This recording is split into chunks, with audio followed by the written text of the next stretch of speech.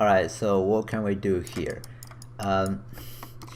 In the Pyro solver, there are actually some very interesting things we can do with the shape. The shape is already doing something for us, which is the dissipation, and that's why you see fogs or smokes fading away, and these guys fading away because of that value. If you check that out and you play it again, as you can see, the fog never really dissipated. They just stays there. Right, they're still really thick. That could be something you want, or you want it to be not dissipating that fast, right? So I want to go for dissipation. I still want them to be going away, right? But maybe not that much. I'm going to change that value to maybe 0.0, I guess 7. So instead of 0.1, it's 0.07. That's how many percentage? In this case, 7%. Dissipation rate over time, and the time, I guess, is gonna be the frame. So it's getting 7% lesser every frame, and it will go away very soon, but not as fast as before. So I can probably see a little bit more of these guys before they completely go away, or basically leaving me a bigger trail, I guess. Anyway, so that's gonna be one of the things you can do with the shape.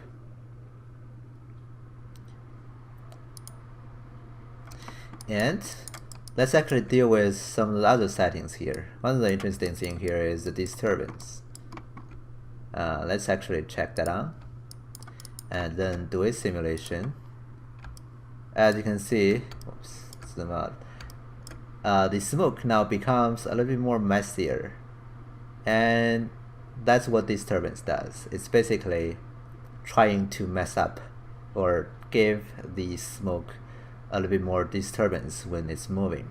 It's like a field applied, or a noise, an extra noise applied on the velocity field.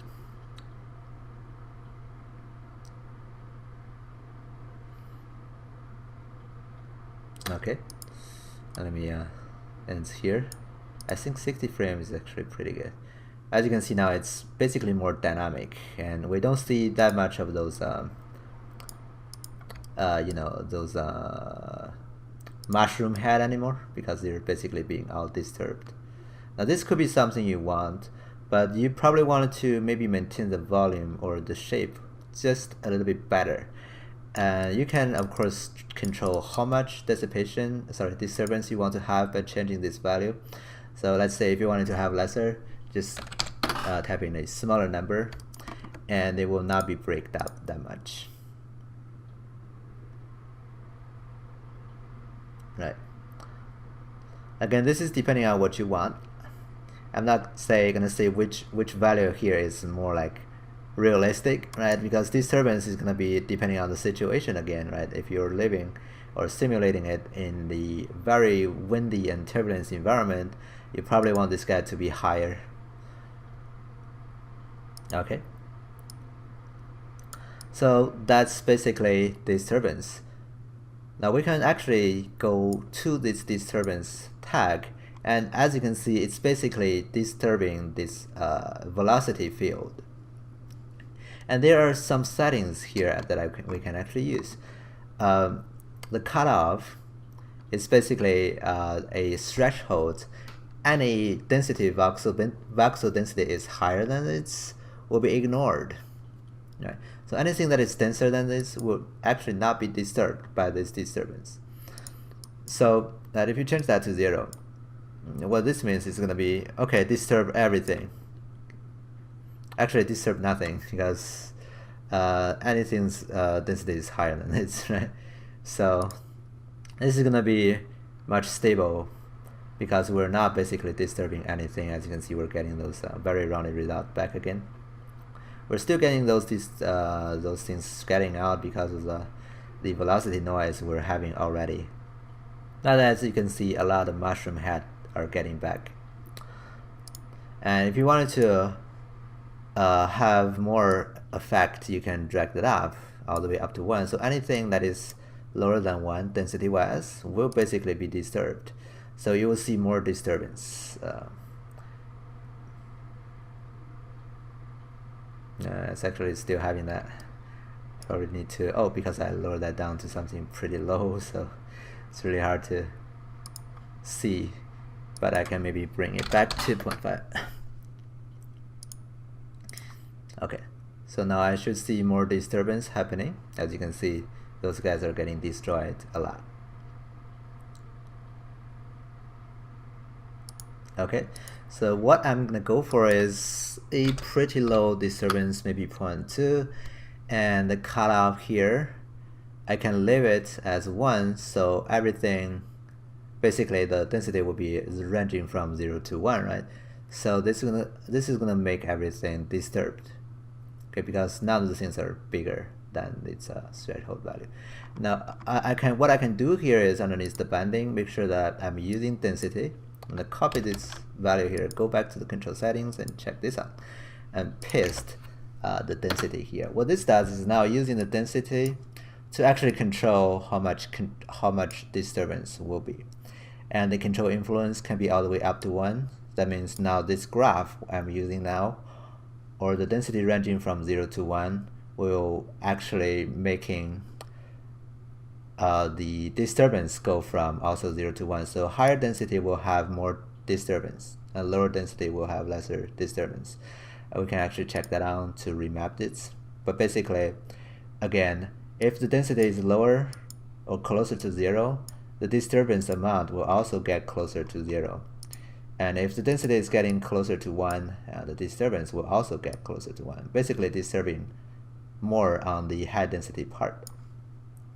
Okay, now if you play this, you should see that the disturbance will happening more on the high density part and lesser on the low density part.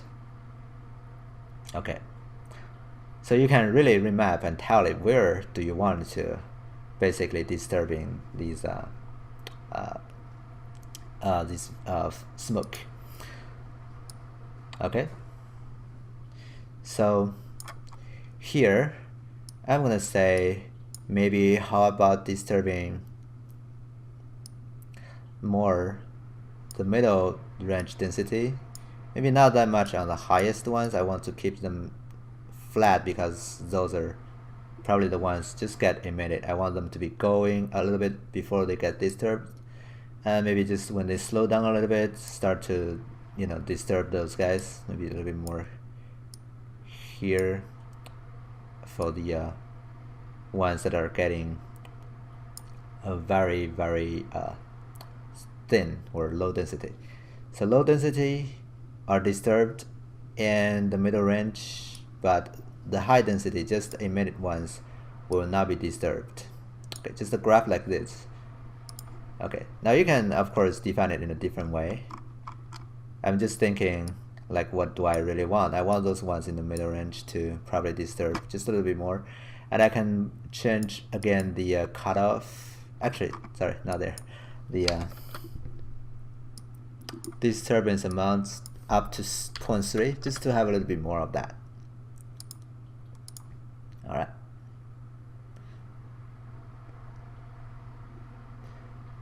Now, as you can see, I'm reserving some of those things on the edge, and I'm disturbing most of these guys, but also not the guys just pops out. So the just pops out guys will still remains, you know, pretty flat, because I want them to be flat to have a more generic shape when they're just emitted and they got like disturbed a lot afterwards, and then when they're resting, they just keep resting, maybe still getting disturbed just a little bit, but not as much.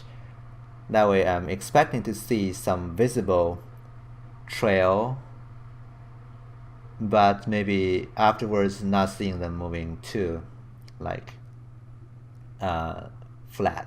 Give them some disturbance afterwards. Okay, again, this is all your choice to design, like how do you want to disturb these guys based on the density. Alright, So that's basically what I want to talk about. Oh, one more thing here, the block size will be like how big the disturbance is. The bigger it is, the more larger disturbance will be. So probably I want it to be a little larger, like the default setting is 0.2, I can make it 0.5. So my disturbance will be bigger in this case. All right, cool. So a lot of cool things you can do with just this disturbance shape. Now you can see my disturbance are getting like bigger shapes. I guess it's hard to tell sometimes because it's already moving, but I guess I'm seeing like bigger variations instead of smaller ones. Okay, but either way, it should be much better with compared to without disturbance. Okay, all right. So that's gonna be it for disturbance. After this, we're gonna move on to some more interesting things underneath the shape. So see you next time.